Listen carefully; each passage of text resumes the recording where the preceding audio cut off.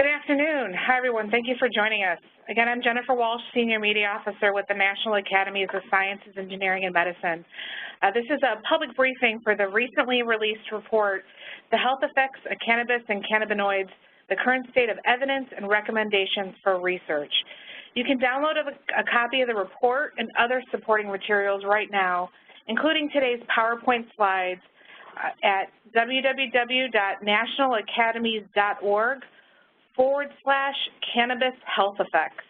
You can also follow the conversation about the report on Twitter at #CannabisHealthEffects. For those of you not familiar with the National Academies of Sciences, Engineering, and Medicine, we are a private nonprofit institutions that provide independent objective analysis and advice to the U.S. to solve complex problems and inform public policy decisions related to science, technology, and medicine. The National Academies operate under a congressional charter to the National Academy of Sciences that was signed by President Lincoln in 1863.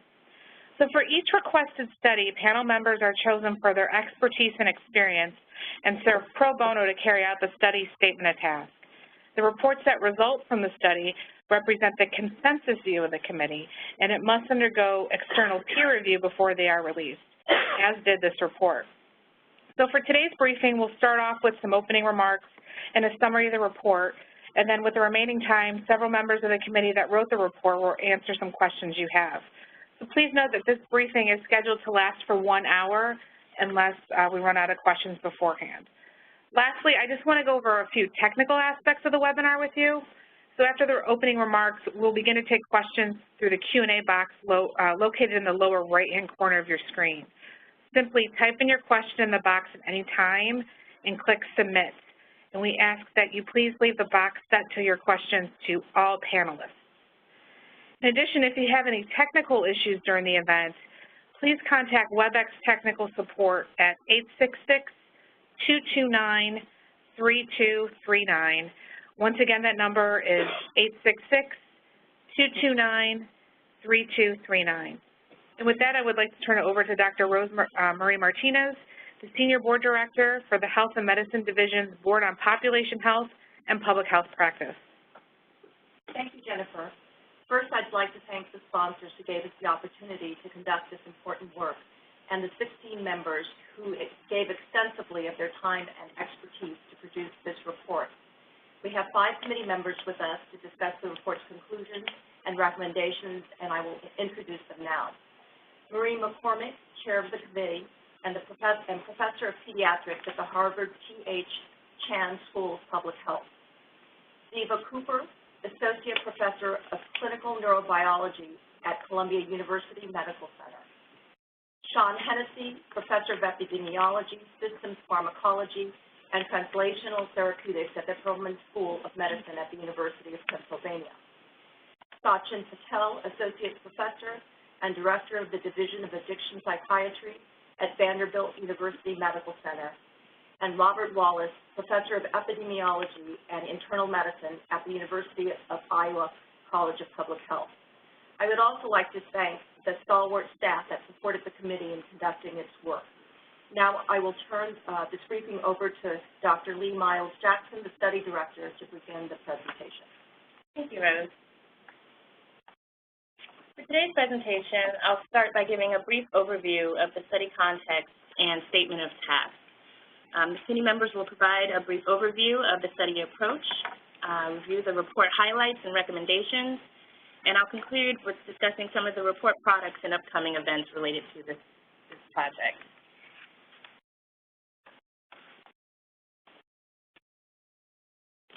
As you may know, this is not the first marijuana-focused report released by the academies. In 1982, the report Marijuana and Health was released. This report analyzed the potential hazards and therapeutic value of marijuana use, assessed current federal research programs, identified new research directions, and drew conclusions to assist future policy decision-making. In 1999, the report Marijuana and Medicine, Assessing the Science Base was released. This report offered several conclusions and recommendations on the effects of isolated cannabinoids, the efficacy of cannabinoid drugs, and the influence of psychological effects on therapeutic effects, among other important health topics. Although these reports were informative at the time, a lot has changed in the policy landscape of cannabis since the late 90s. Landmark changes in state-level policy have markedly changed cannabis use patterns and perceived levels of risk. In addition, since 1999, there has been a marked increase in the potency of the cannabis product, as well as an expansion in the types of products available for use, such as edibles or oils. It is important to note that unlike for other substances whose use may confer risk, such as alcohol or tobacco, there are currently no accepted standards for the safe use or appropriate doses available to help guide individuals as they make their choices regarding the issues of if, when, where, and how to use cannabis safely and in regard to therapeutic uses effectively. And a lack of definitive evidence has resulted in insufficient information on the health implications of cannabis use. So, in an effort to help better inform public health decisions, the sponsors of this report developed the following charge to the committee. In summary, the committee was asked to develop a comprehensive, in-depth review of existing evidence regarding the health effects, both harms and benefits, of cannabis and cannabinoid use, make short and long-term recommendations regarding a research agenda to identify the most critical research questions and to advance the cannabis and cannabinoid research agenda. It should be noted here that the terms marijuana and cannabis are often used interchangeably, particularly within the United States. However, the committee considers them to be two separate entities. Cannabis is a broad term that can be used to describe organic products such as cannabinoids, marijuana, or hemp that are derived from species of the cannabis plant. So given its broad potential, the all-encompassing word cannabis has been adopted as the standard terminology within scientific and scholarly communities. And therefore, the committee uses the term cannabis rather than marijuana throughout this report. So the committee would like to thank the diverse group of project sponsors for their ongoing support of the study. And this, as you can see on the slide, is the listing of the current project sponsors. The current committee members are listed here, as well as here. And with that, I'd like to turn things over to the chair, Dr. McCormick. I'd now like to start with the beginning of an overview of the study approach. The committee formulated nearly 100 different research conclusions. For the sake of time, we will review selected highlights from the chapters. The committee members included expertise in substance abuse and some of the general health problems that we were addressing, as well as general epidemiology and public health. Between June and December 2016, the committee held 5 in-person meetings and 1 virtual meeting. The committee also held 2 open sessions, providing an opportunity for public approach. Public input. To address the study's charge, the committee conducted a comprehensive review of the current evidence related to the health effects of marijuana and cannabis and cannabinoid use. In their approach, the committee adopted key features of a systematic review process, that is, a comprehensive literature review, assessments by more than one person of the quality or risk of bias of key literature and conclusions, free specification of questions of interest, and formulated standard language to allow comparisons between conclusions and declarations of conflict of interest. The committee conducted an extensive review of relevant databases using multiple terms. The initial search resulted in 24,000 articles that had the potential to be relevant to the study's charge. In the committee's approach, they were asked to focus on questions and consequences with the potential for the greatest public health impact. Therefore, using specific research restrictions and identifying prioritized research questions, the committee narrowed down the literature results to more than 10,000 abstracts to determine their potential for the report.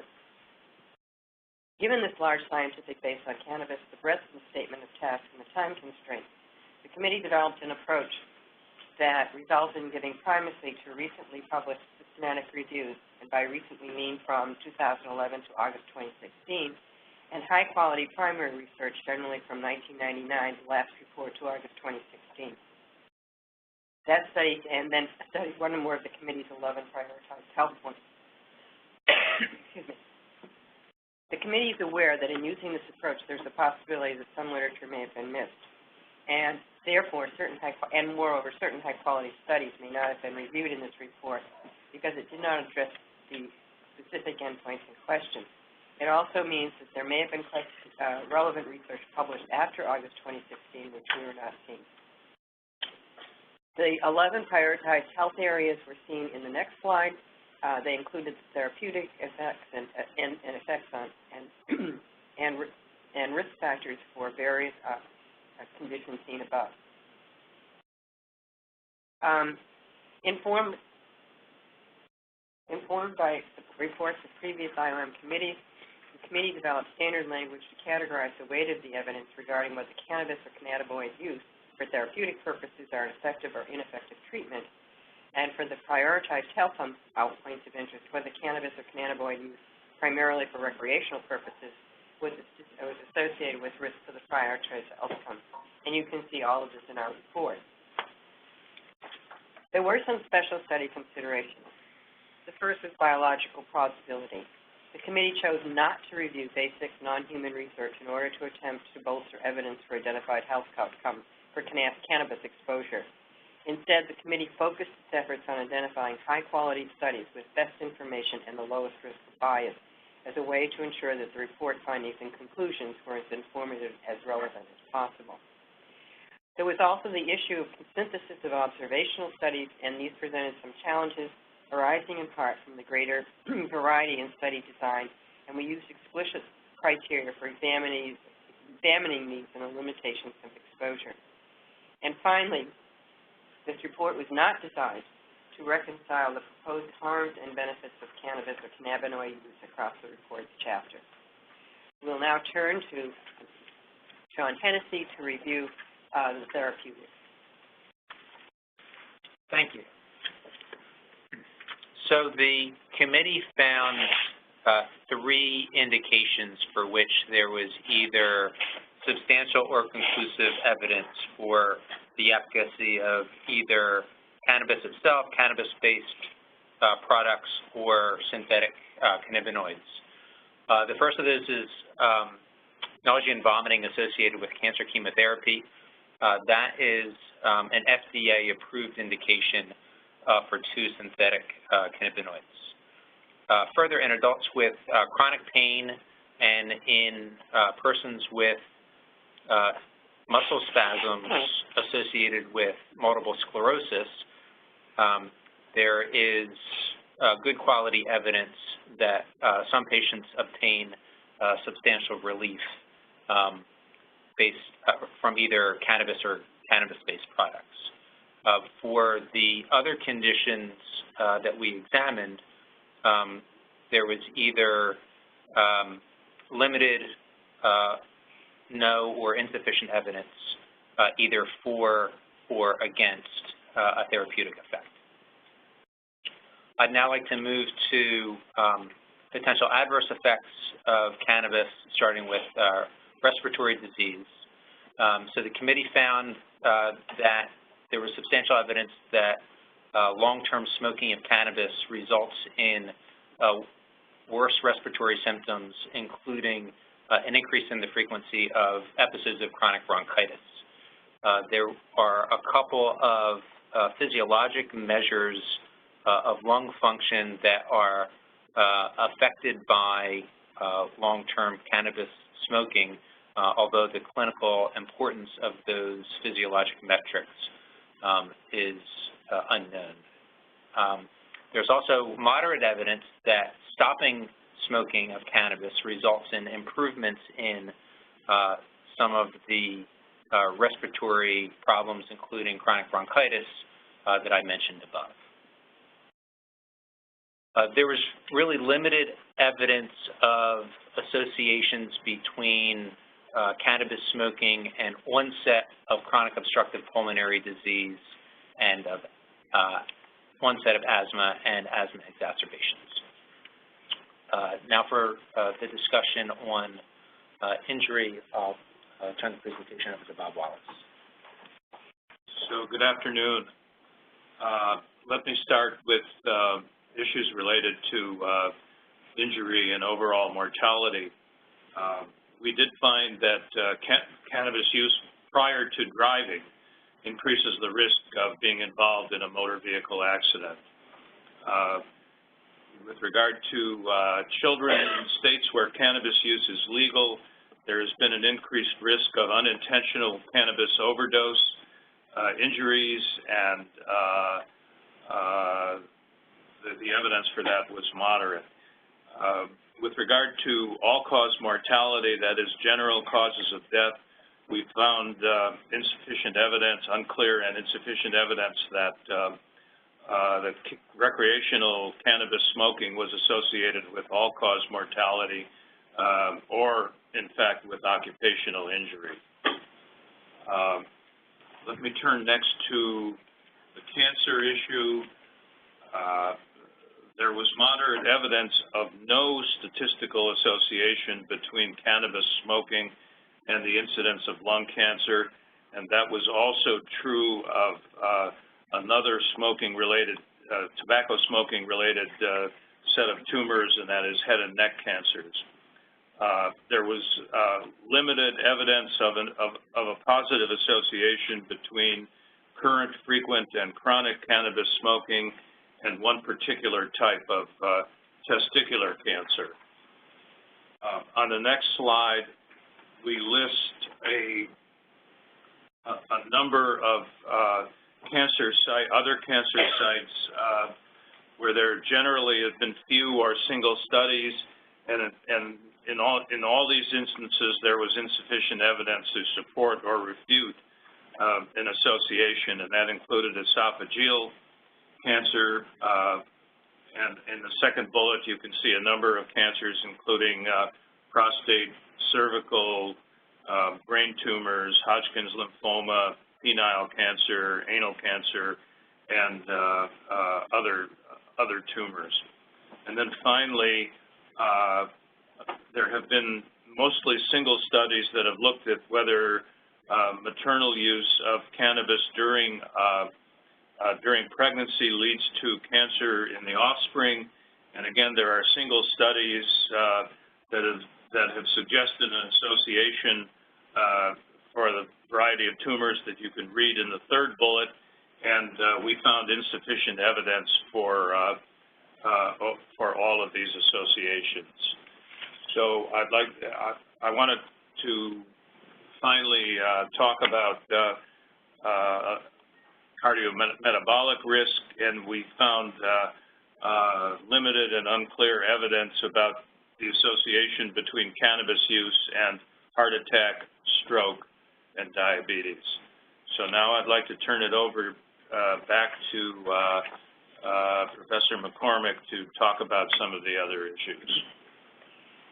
When we looked at the literature on the effects of cannabis on cannabinoids on immunity, we found that there was a paucity of data on the effects of cannabis or other substances on the human immune system.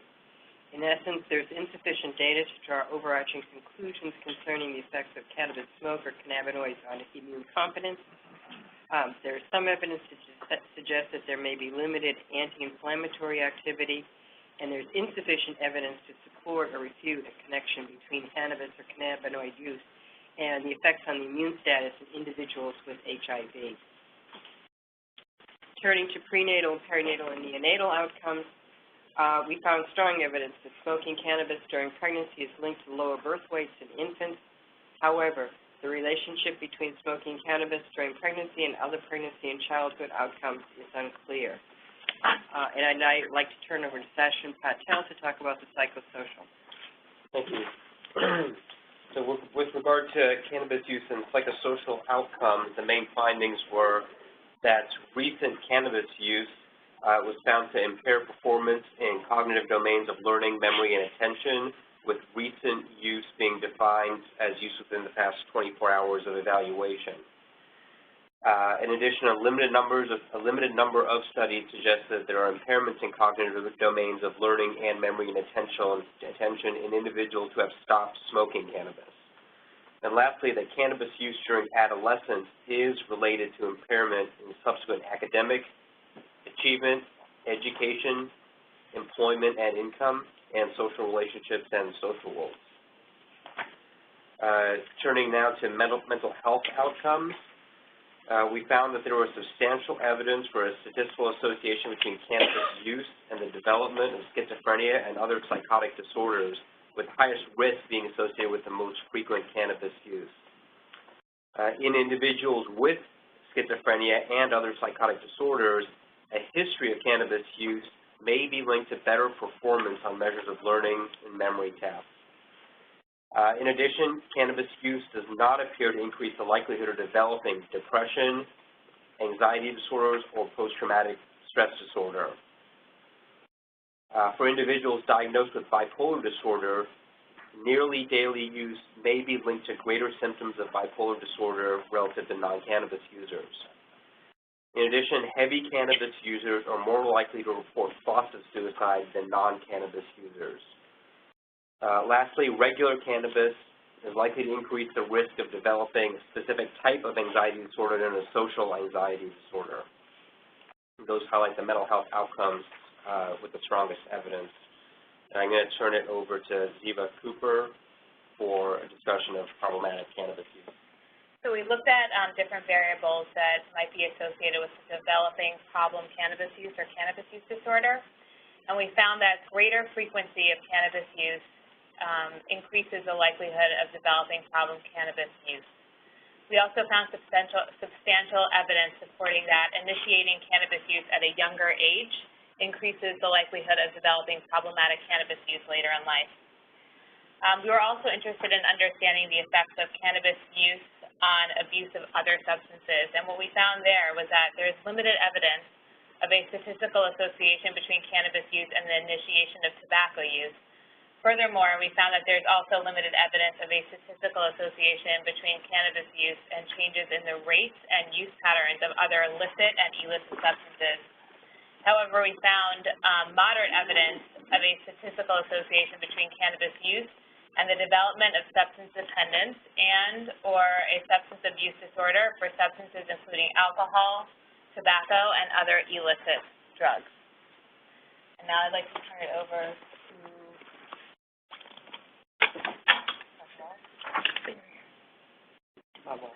to Dr. Wallace to talk about barriers of cannabis research. Okay. In addition to the health outcomes, we heard from many investigators about the barriers of doing cannabis research, and we've listed some of them on the slide that you have. Some of these barriers are regulatory, in that cannabis is a Schedule I substance that is listed as the most severe substance, most toxic and dangerous, and so it raises administrative issues about access to a suitable amount of quality and quantity of cannabis product for doing research. And again, we heard that from several people. An additional problem is availability of funding for cannabis research, given particularly that we identified across the board a number of unanswered questions, and we recommended a diverse network of funders that included federal and state and local and private entities to help in this activity. And then finally, more of a methodologic issue, we thought that there was a general problem of being able to identify the extent of exposure to cannabis in both populations and individuals, and we are hoping for a more standardized approach to various ways of assessing how much and over what time period of cannabis is being used in the community. So this is Dr. McCormick again, turning to the report recommendations based on these research findings and conclusions. Clearly, the first one is to address the research gaps. and to develop a comprehensive base on the short-term and long-term health effects of cannabis use, both beneficial and harmful.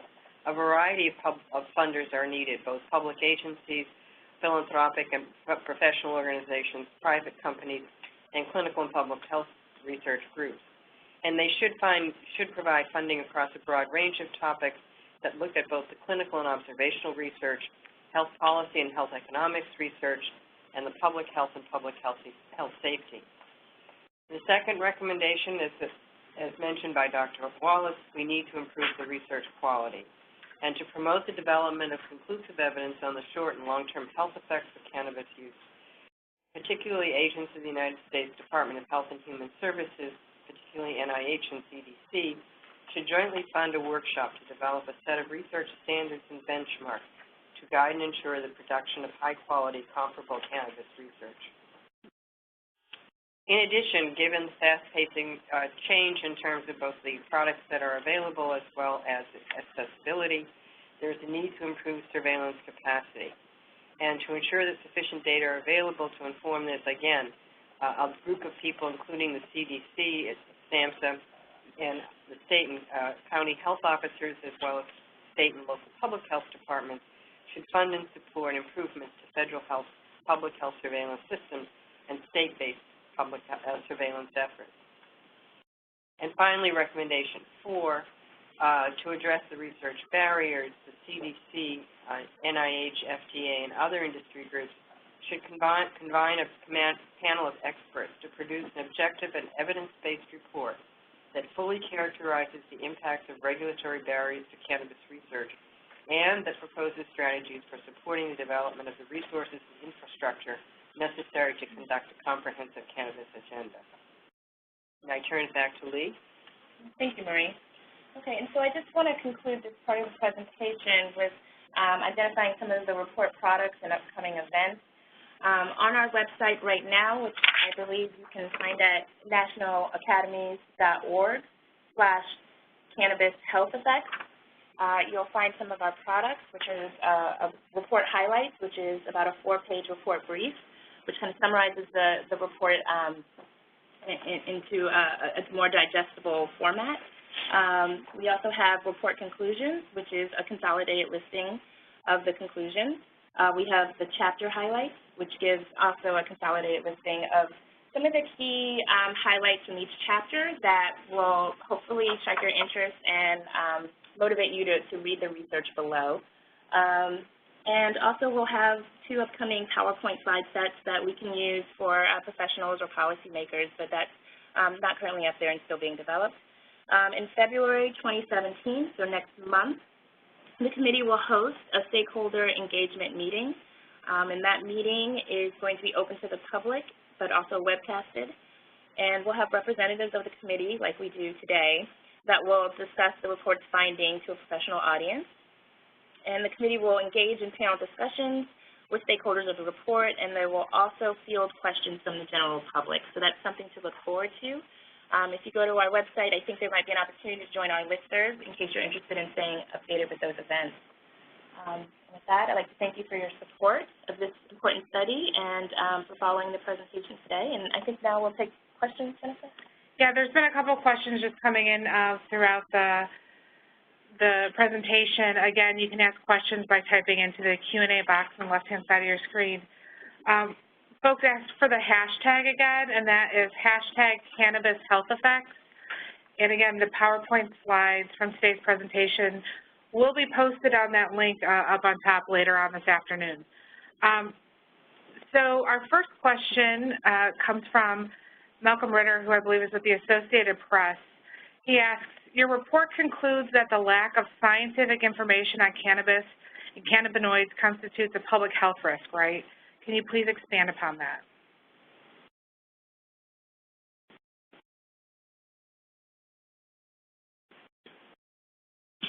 Well, I think this is Marie McCormick.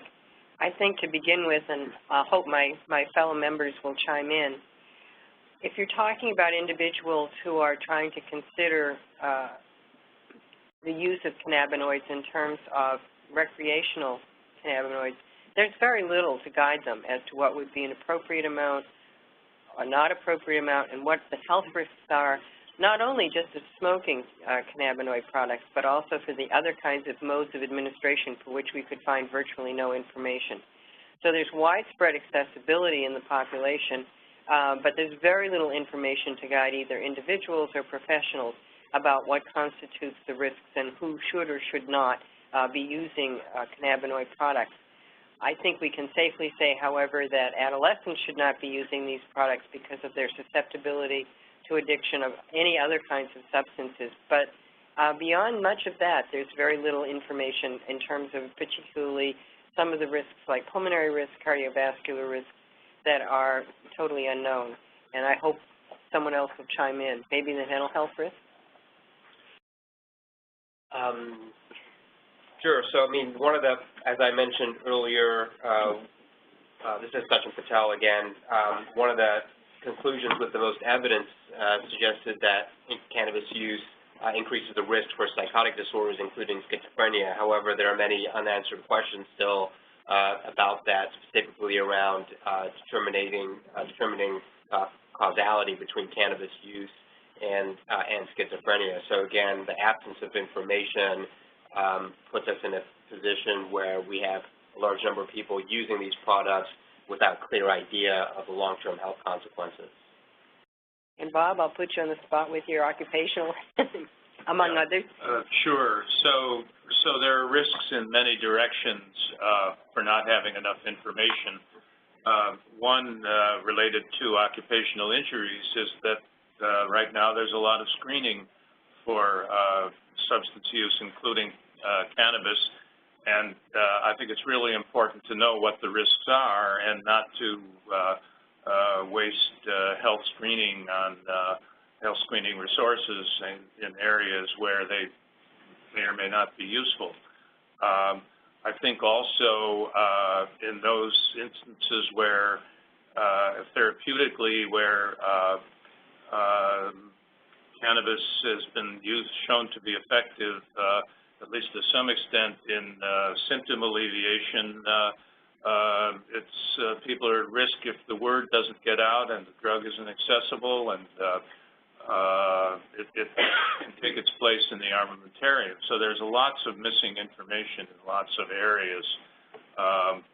And then finally, we just dealt with a lot of conditions like cardiovascular disease and cancers where there just simply isn't enough information. And we need to know that so that the better control practices can be invoked. This is Sean Hennessy. I'd add to that there's substantial use of cannabis for conditions for which it may or may not be effective. We simply don't have the data to know. So developing those data to inform patients and medical practitioners, it should be a high priority. Thank you. Our next question asks, the report finds conclusive or substantial evidence that whole plant cannabis possesses efficacy for some forms of chronic pain. Based on this determination, is it your belief that cannabis should be rescheduled under federal law? So this is Sean Hennessy.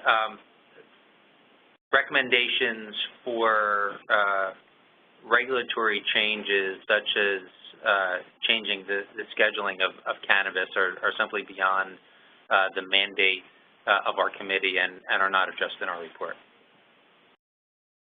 Okay, our next question is, what did you guys qualify as short or long-term use? Sean Hennessy again. In general, most of the short-term studies for therapeutic use were in the 4 to 6 week range. Studies of long-term use tended to be for adverse effects of cannabis. My recollection is those tended to be several months or longer.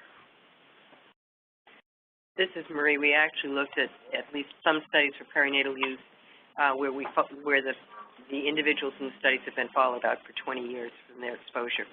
So it varied with the study.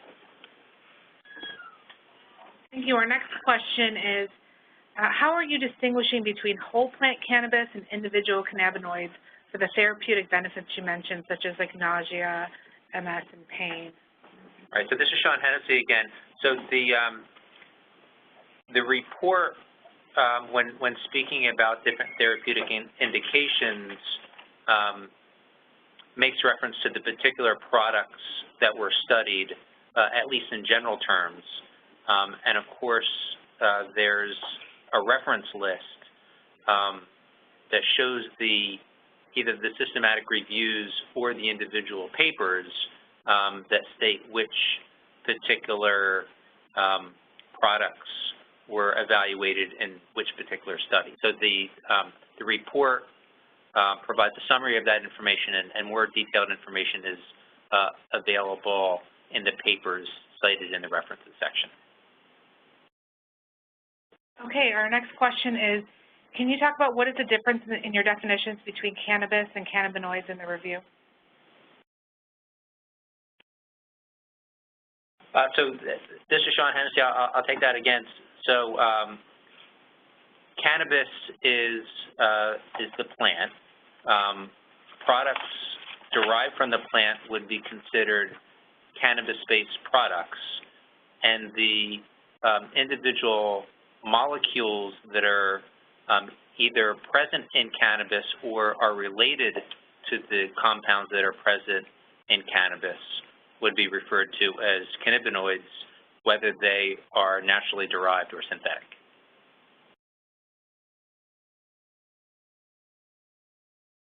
Thank you. Our next question is, are the results of this report based on controlled trial studies?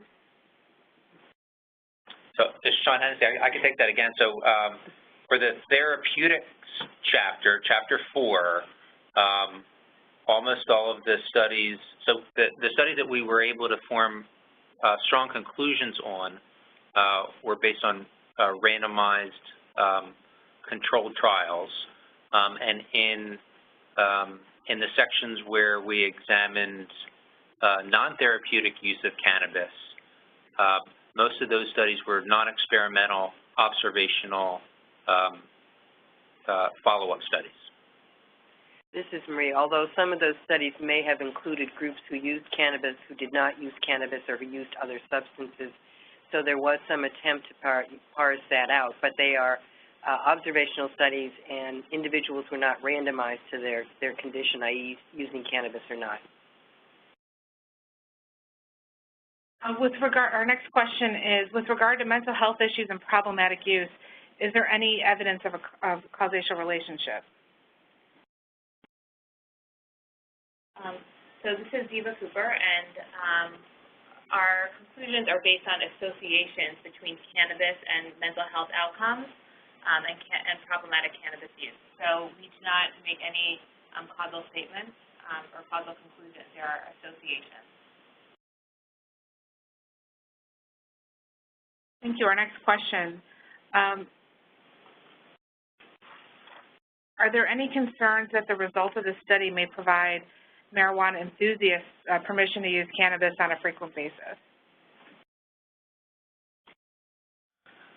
So this is Sean Hennessy. I can try to field that. So, we were asked to summarize and synthesize the evidence for beneficial and adverse effects of cannabis. So we tried our best to provide objective answers, and people will use that information however they use that information.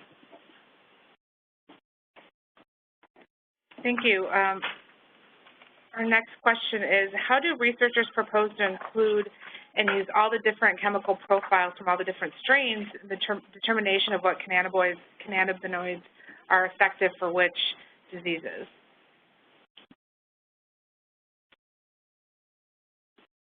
So this is Diva Cooper, and we didn't have any research to go on for these specific questions. So the cannabinoids that were primarily looked at in the therapeutic effects were THC and cannabidiol. With regard to looking at the other cannabinoids that are present in the cannabis plant, so there are over 110 identified cannabinoids, and it will take a rigorous controlled study to look at some of the prevalent cannabinoids that are found in the cannabis plant in order to determine their therapeutic efficacy for certain indications, but we don't have information on that as of now. Someone asked, our next question is, can you explain the difference between what you mean by limited and moderate evidence in the report? Hi, this is Marie McCormick again. Basically, this is an examination of the literature that was available for each question, which included the number of studies, the findings of those studies, the findings of whether those studies are actually moving in the same direction, and also the size of the effect, that is, how much those who have been exposed to cannabis differ from those who have not. For the level of moderate evidence, there should be several supportive findings from good to fair quality studies, and we would say that good to fair was rated on an objective rating scheme that we used, with very few or no credible opposing findings. The general conclusion may be made, but limitations always include things like chance, bias, and confounding that cannot be ruled out. Limited evidence, on the other hand, is that there are some supportive findings from fair quality studies or mixed findings, most of which favor one conclusion or another. The conclusion can be made, but again, there's certainly uncertainty and increased uncertainty due to the fact that we can't control for some of the confounding factors. Thank you. Our next question is, does the report distinguish between whole plant cannabis, which contains hundreds of compounds, and individual cannabinoids? And if not, how did the study account for the near impossibility of dosing and standardizing of complex botanical products? So this is Sean Hennessy again. So for looking at the therapeutic effects of medicinal cannabis, most of the products that were studied were oral extracts of cannabis that had measured amounts of THC and or CBD. So for most of the studies, the dose that was given is known. So clearly for the studies that examined smoked whole cannabis, those determinations mostly weren't made. So it's more difficult to generalize the results from one study to other settings where the nature of the whole plant cannabis may vary. This is Marie McCormick again. This is, in fact, a problem that's compounded in the observational studies, because the observational studies that we're talking about occurred over a 20-year period over which the changes in the content and the potency of marijuana has increased. I will simply say that almost all of the studies we looked at, with the exception of the therapeutic studies, involve smoking, cannabis. There are no studies that we could find on the current administration, such as dapping or vaping or oils or edibles.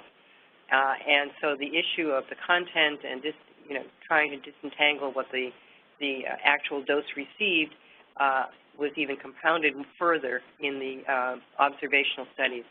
This is why we make the recommendation that there needs to be a workshop that sets up standards by which this research can be done, so that we can compare across studies and across time.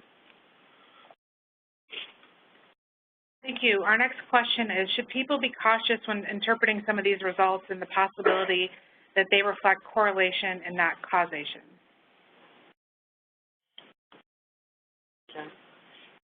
Sure, this is Sajid Patel again. I think as was mentioned earlier in regard to other endpoints, for the vast majority of the conclusions in the report, we are reporting on the strength of evidence of an association between cannabis use and a particular health outcome. In some cases, we discuss possible reasons for the association, but in the vast majority of cases, those statistical associations are just that, associational, not causal. Thank you. Our next question, when the committee concludes moderate evidence for marijuana is linked to other drugs, what are other drugs meant to be defined as? Cocaine, heroin, anything else? So this is Eva Cooper speaking, and the truth is that when we talk about it's linked to development of substance use disorders of illicit substances, we don't know the data on separate drugs, so cocaine, opiates, or amphetamines, or other drugs. They're lumped together. Thank you. Does the committee have any recommendations on whether cannabis should be or descheduled in order to influence research?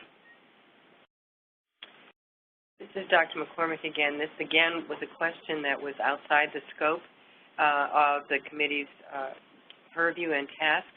However, we hope that the information that's provided in it will provide a basis for consideration of what should be done in terms of classifying cannabis, and also we do recommend that another committee be formed to actually identify what is the objective and evidence base for the kind of scheduling that should be done. Thank you. Our next question is, how do you suggest more and better studies be done with the current Schedule I restrictions, as well as the questionable quality of the legal supply from the government grow facilities? And who's going to donate funds for an illegal product?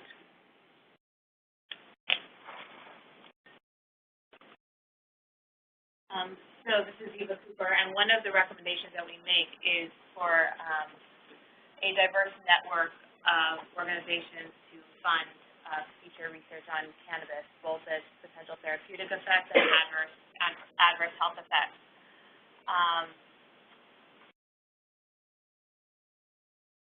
And with regards to the scheduling and the access,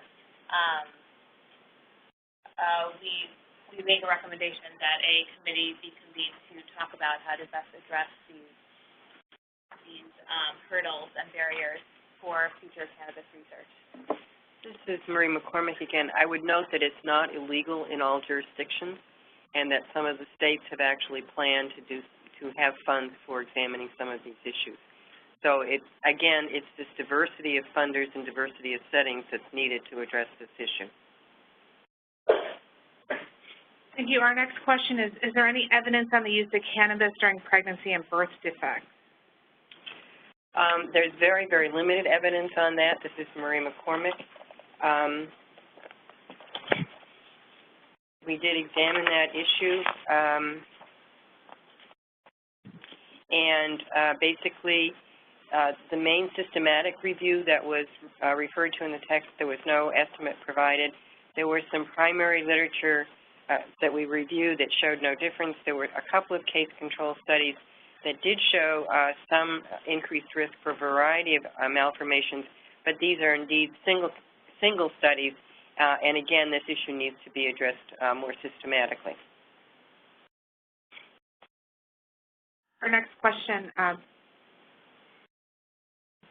did any of the studies take into account the human genetic factor? That is, were any of the studies looking at the endocannabinoid system genetics in the users, as each person's endocannabinoid system may influence the outcomes measured?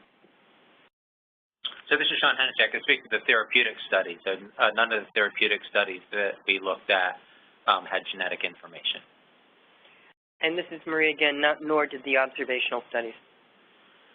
Tasha Patel, there were a few studies within the mental health section specifically related to schizophrenia, for example, on page 12.5 covers a few of them. However, none of those were looking at genetic factors within the endocannabinoid signaling system in itself.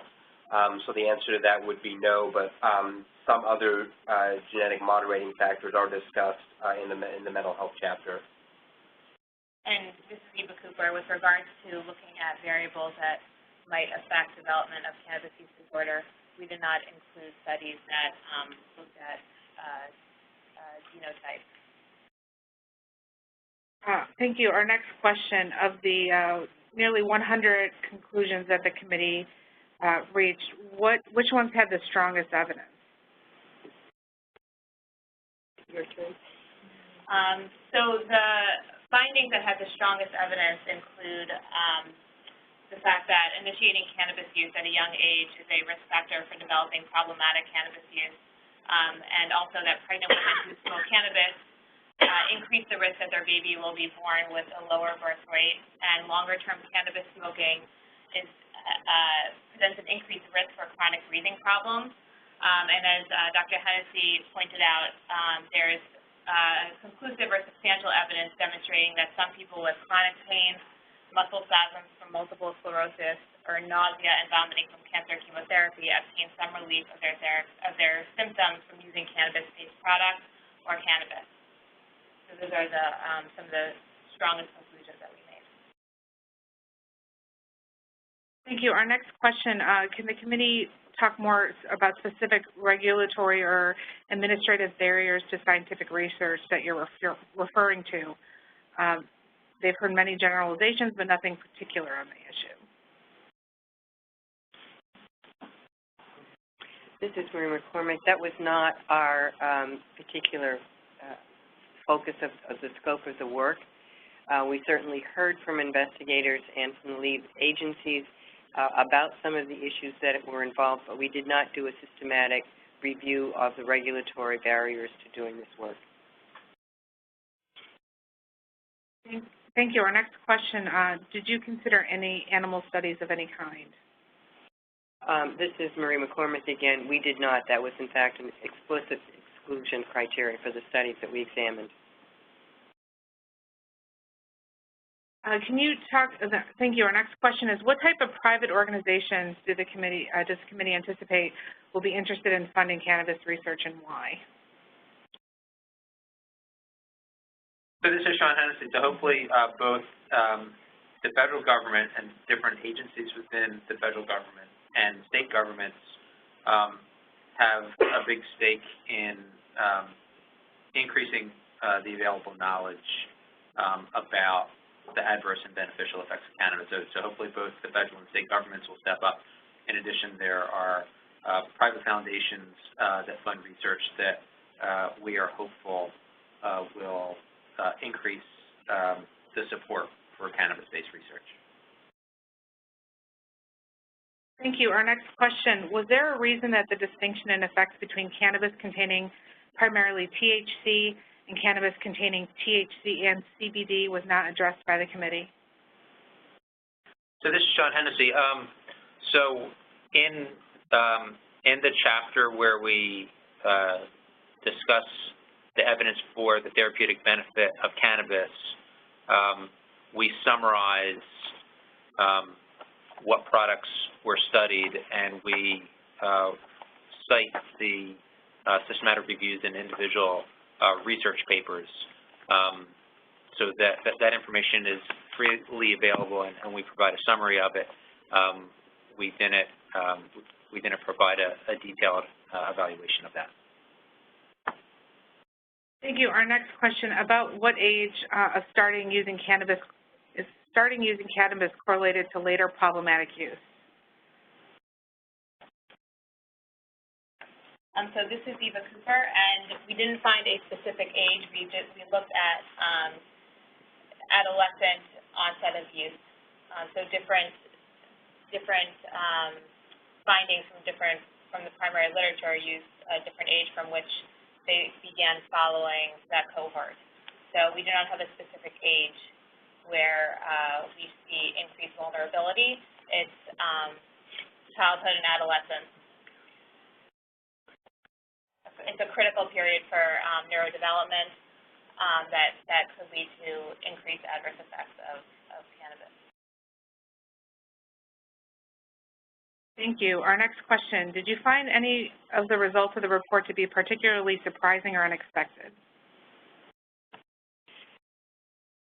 This is Marie McCormick.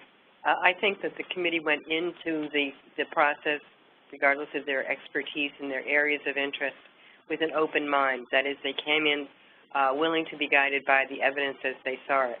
And so in terms of thinking about surprises or thinking about deeply held beliefs or myths or whatever, I don't think the committee had that kind of reaction. I think what impressed the committee is something that I think you're hearing fairly regularly, is the lack of information to address many of the questions that we had in our report. And so it was that lack of information that I think was most impressive. Thank you. Our next question, is there any information on the percentage cannabis use disorder and ramifications among users, both recreational and medical? So this is Eva Cooper, and this is where there's absence of data. There's not there's not literature following people that are using medical cannabis and rates of developing cannabis use disorder. And with regards to non-medical use of cannabis, we know that rates of developing cannabis use disorder among adolescents is higher than those who start in adulthood.